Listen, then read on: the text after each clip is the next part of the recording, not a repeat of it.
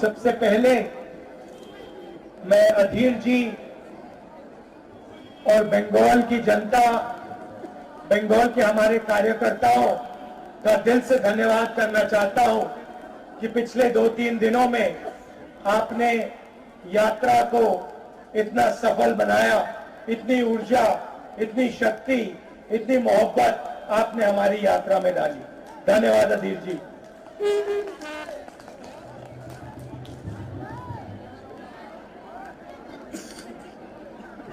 एक साल पहले हमने भारत जोड़ो यात्रा कन्याकुमारी से कश्मीर तक शुरू की। यात्रा का लक्ष्य जो आरएसएस और बीजेपी के लोगों ने देश में नफरत और हिंसा फैला रखी है, उसके खिलाफ खड़ा होना और उनकी विचारधारा के सामने हमारी विचारधारा, मोहब्बत की विचारधारा, भाईचारे की विचारधारा रखने की थी। यात्रा में एक लाइन में हमारी पूरी की पूरी सोच, एक लाइन में, एक नारे में यात्रा से निकली। नफरत के बाजार में मोहब्बत की दुकान खोलनी है और जहां भी ये नफरत का बाजार खोलते हैं वहां कांग्रेस पार्टी, हमारे अलायंस पार्टनर मोहब्बत की दुकान खोल देते हैं। इस यात्रा में हमने न्याय शब्द भी जोड़ा। पिछले साल काफी लोगों ने हमें कहा कि कन्याकुमारी से कश्मीर आप चल लिए, बंगाल, मणिपुर, नागालैंड, अरुणाचल, झारखंड, छत्तीसगढ़, उड़ीसा, इन प्रदेशों का क्या होगा। बहुत सारे लोगों ने कहा कि आपको दूसरी यात्रा भी करनी चाहिए, झारखंड में से निकलना चाहिए, बंगाल, उड़ीसा, बाकी स्टेट्स में से भी निकलना चाहिए। तो इसलिए हमने दूसरी भारत जोड़ो यात्रा शुरू की और इसमें जैसे मैंने कहा हमने न्याय शब्द जोड़ दिया, क्योंकि हिंदुस्तान में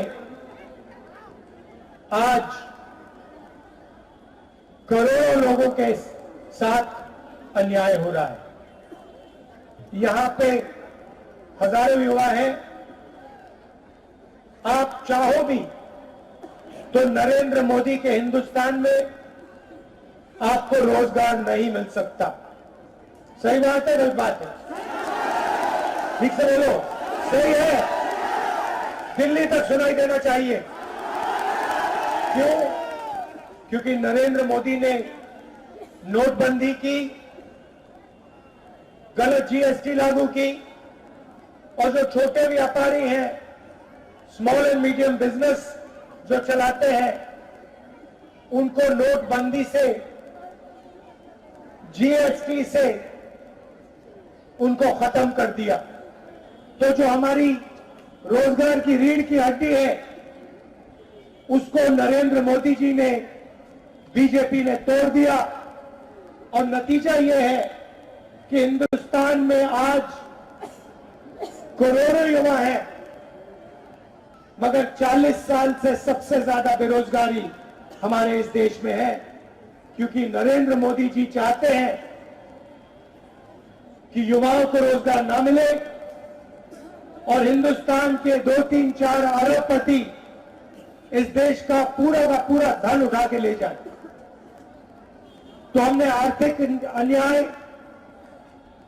सामाजिक अन्याय, किसानों के खिलाफ अन्याय, आदिवासियों के खिलाफ अन्याय, इन चीजों के बारे में हम यात्रा में आपसे बातचीत करना चाहते हैं और आपके दिल में जो है, जो आपका दर्द है, इस यात्रा के माध्यम से हम देश के सामने इसको रखना चाहते हैं। आने वाले दिनों में हम आपके बीच आएंगे, आपसे बातचीत करेंगे, युवाओं से, किसानों से, मजदूरों से, आदिवासी भाइयों बहनों से आपकी बात 6-7 घंटे हम सुनेंगे और अंत में जैसे आज 15-20 मिनट का हम भाषण करेंगे। हम आपकी मन की बात सुनना चाहते हैं, आपकी मन की बात समझना चाहते हैं। हम अपनी मन की बात आपने सामने नहीं रखने आए हैं, हम आपकी बात सुनने आए हैं,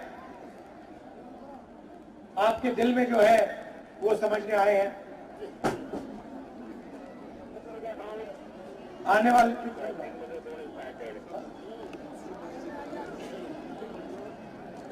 तो ये मेरा आज के लिए मैसेज था।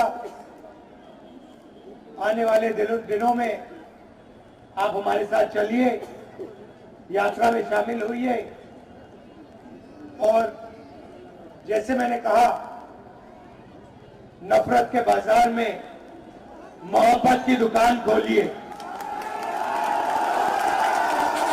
आखिरी बात मैं कहना चाहता हूं, आपने देखा कि आपने जो सरकार चुनी थी, आपने वोट डाल के जो सरकार चुनी थी, उस सरकार को बीजेपी ने चोरी करने की कोशिश की, उसको उखाड़ने की कोशिश की। और मैं खुशी से कह रहा हूं कि उनकी जो साजिश थी, उनके खिलाफ हम सब खड़े हो गए और आज यहां हमारे चीफ मिनिस्टर साहब नए इलेक्ट होके आए हैं। लड़ाई विचारधारा की है, उनके पास धन है, सारी की सारी एजेंसीज हैं, जितना दबाव डालने की कोशिश कर सकते हैं वो करें, हमें कोई फर्क नहीं पड़ता। हम बीजेपी से, आरएसएस से डरने वाले नहीं हैं।